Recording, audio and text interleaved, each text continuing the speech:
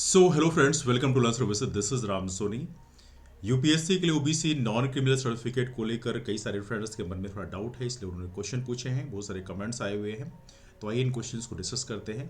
तो पहला क्वेश्चन पूछा गया, इन्होंने पूछा है कि ओबीसी एनसीएल सर्टिफिकेट का कोई मॉडल हो उसको शो कर दीजिए, और बताया इन्होंने तमिलनाडु से है। और इनका कहना ये कि फाइनेंशियल ईयर उनके सर्टिफिकेट में नहीं लिखा हुआ है, इसके लिए क्या किया जाए। और ये क्वेश्चन कई लोगों का है वैसे। इसी पेज में आप देखेंगे, यहाँ पे एक और क्वेश्चन पूछा गया है, 3 फाइनेंशियल ईयर का ओबीसी नॉन एनसीएल सर्टिफिकेट कैसे बनवाना है, इसके लिए बताइए।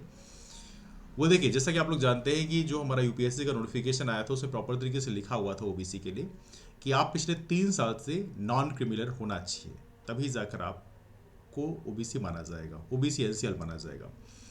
अब यहाँ पर ये था कि आपके सर्टिफिकेट में यदि लिखा हो कि पिछले 3 साल से आप नॉन क्रिमिनल हैं, दैट इज फाइन। अब कई सारे फ्रेंड्स का कहना यह है कि इसके लिए क्या इनकम सर्टिफिकेट की जरूरत पड़ेगी। देखिए, मैं आप सभी को बता दूं, ओबीसी नॉन क्रिमिनल के लिए कोई भी इनकम सर्टिफिकेट की जरूरत नहीं होती है। आपका जो ओबीसी का सर्टिफिकेट होगा वो आपको सेंट्रल फॉर्मेट का बनवाना होगा। और यदि ओबीसी सर्टिफिकेट आपका बन जाता है, इसका मतलब ये है कि आप नॉन क्रिमिनल हैं, है ना। तो ओबीसी नॉन क्रिमिनल सर्टिफिकेट जो आप सेंट्रल फॉर्मेट का बनाएंगे वही आपको बनवाना है।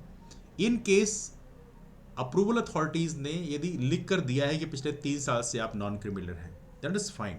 इन केस नहीं भी लिख के दिया है तो आपके पास सर्टिफिकेट यदि आ गया है, इसका मतलब ये अप्रूव किया जाता है कि आप पिछले 3 साल से नॉन क्रिमिनल हैं।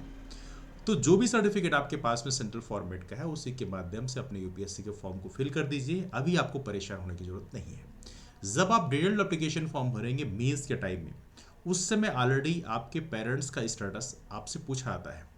आपके पेरेंट्स गवर्नमेंट एम्प्लॉई हैं, प्राइवेट एम्प्लॉई हैं, पूछा आता है। इन केस गवर्नमेंट एम्प्लॉई हैं तो उस कंडीशन में उनकी रैंक पूछी जाती है, क्या रैंक है। इनकम तो पूछी जाती है लेकिन रैंक पूछी जाती है। क्योंकि आपको पता होना चाहिए, ओबीसी नॉन क्रिमिनल के लिए जो गवर्नमेंट एम्प्लॉयज़ हैं उनके केस में इनकम लिमिट जो है वो क्राइटेरिया नहीं होता, बल्कि रैंक होता है। और उस रैंक की क्या क्राइटेरिया होती है, ओबीसी एनसीएल की क्या क्राइटेरिया होती है, कंडीशंस होती है, उसको ऑलरेडी मैंने रिकॉर्ड कर रखा है वीडियो। यहाँ पे आई बटन में आप क्लिक करोगे ऊपर, तो वहाँ पे आपको दिख जाएगा, है ना। तो उसको आप पूरा वीडियो देख सकते हैं, गैजेट के हिसाब से प्रॉपर तरीके से बनाया गया है। लेकिन फिर आपको बता दूँ कि यदि गवर्नमेंट एम्प्लॉई हैं आपके पेरेंट्स, तो उस कंडीशन में उनकी रैंक फिल करनी होती है, इनकम भी भरनी होती है, लेकिन रैंक इंपॉर्टेंट है ना। तो मैं आपको फिलहाल यही कहना चाहता हूँ कि अभी आपको परेशान होने की जरूरत नहीं है।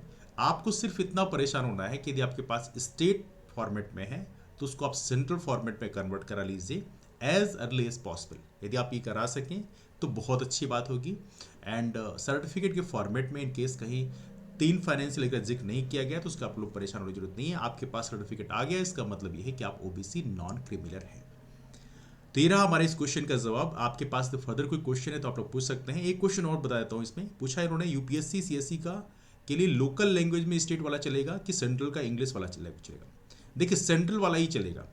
और कमाल की बात यह है कि इंग्लिश और हिंदी दो में से कोई भी चलेगा, लेकिन चलेगा सेंट्रल का, स्टेट का बिल्कुल नहीं चलेगा। जो लोग भी स्टेट का बनवा रखे हैं वो अभी जाके सेंट्रल में कन्वर्ट करा लीजिए।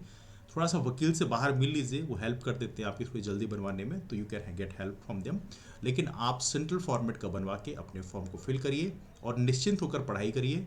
जब मेंस देने की बारी आएगी तब उस समय भरवाए जाएंगे।